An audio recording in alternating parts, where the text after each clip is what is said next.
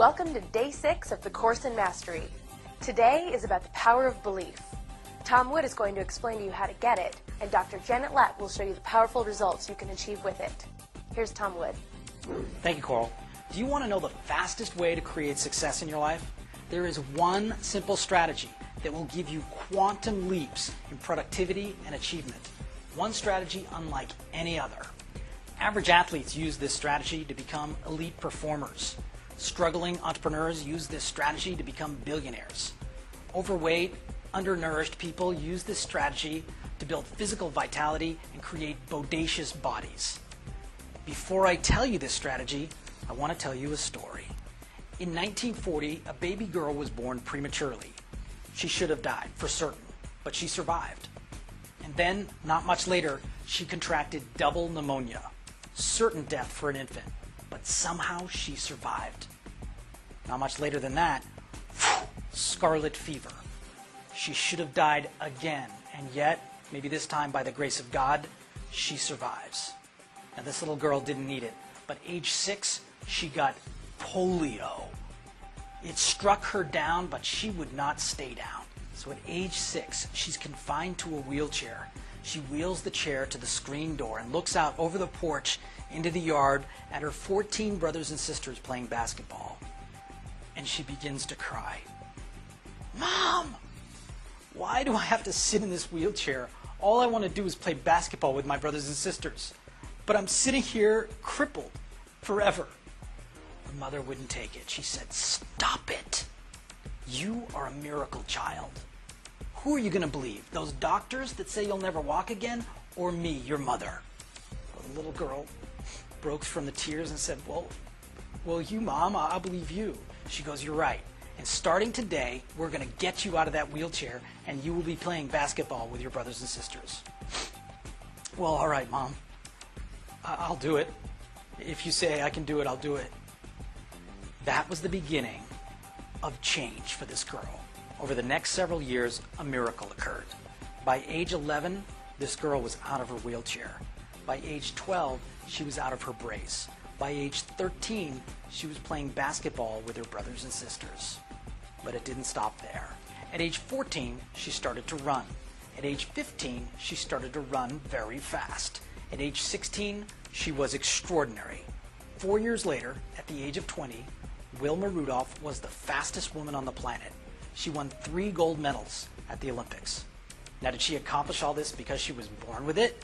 Because she was genetically designed? Because she had the best coaches in the world? She came from all the wealth and everything she needed to get to where she was? No. She accomplished this because her mother taught her the most powerful lesson in the world at age 6. That lesson is this: the power of belief changes everything. Psychologists will tell you that the difference between elite performers is rarely skill. It's almost always mindset. And the most powerful mindset is the belief in which we have about ourselves and what we can accomplish.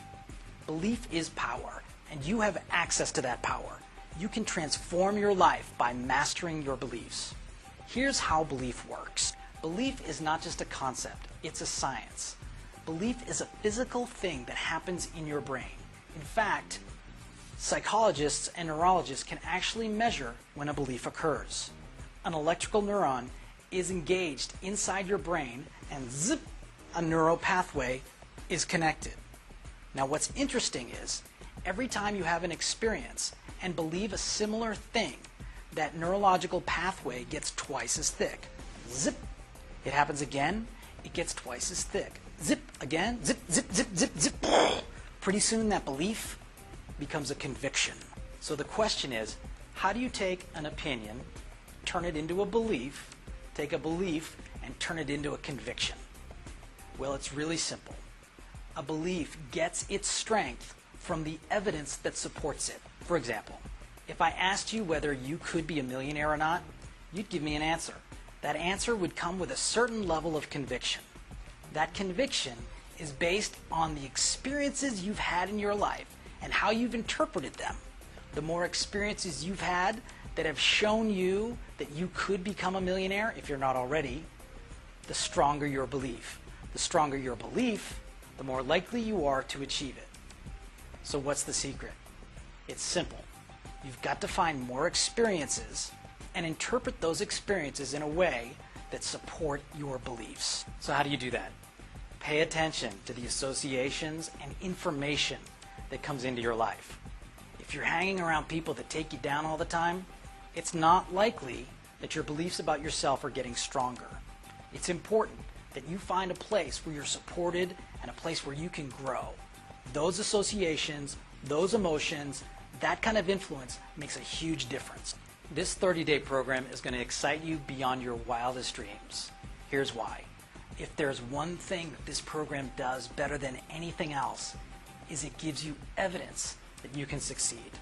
Small little steps, each day, pretty soon add up to extraordinary experiences. I'm excited, both for you and the people that you impact in your life. This is going to be a great 30 days. We'll see you tomorrow. Thanks, Tom. Dr. Janet Lapp is an internationally known speaker and consultant who is focused on helping people realize that change presents incredible opportunities as opposed to devastating obstacles. In this clip, she recounts the incredible story of W. Mitchell, a man who had belief in himself enough to overcome unthinkable adversities. Truly, at the end of this story, you'll be thinking to yourself, if he could do it, I can. And the second thing is don't quit. Keep focused on what's right. I have a friend, W. Mitchell, who reminded me of this. How many of you know W. Mitchell? He was a grip man in the cable cars in San Francisco. A lot of ups and downs in that job. But one day he was on a motorcycle. And the motorcycle careened down. He loved his motorcycle. He was going down one of the steep hills of San Francisco, and a bread truck was up above him. Unbeknownst to him, he'd lost his brakes and careened down the hill and crashed into W. Mitchell.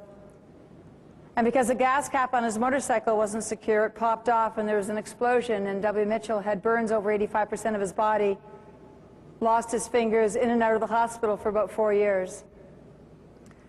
And I don't know what you would have done, but what I would have done, but what he did is he made a list of all the things that he'd wished he'd accomplished in his life. He just never got around to it. You know, life is so daily. We never do the things that we dream about, do we? Because we're just busy doing our daily life. And so he put a list together, and he said, I always wanted to become a multimillionaire, just never got around to it.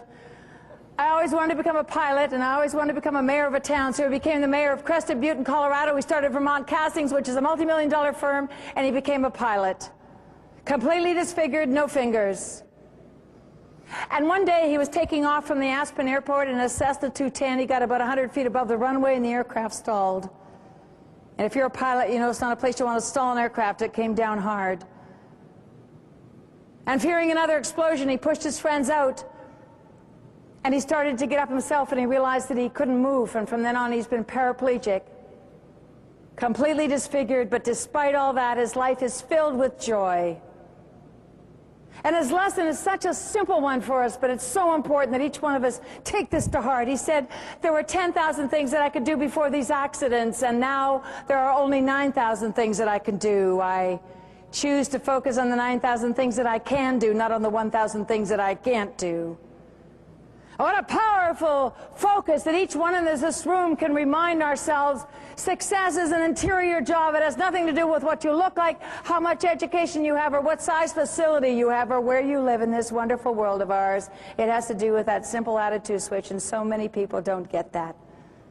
Passion comes with it in. Let other people know who you are. Don't put your face in park like a lot of us do when we get so educated and so senior.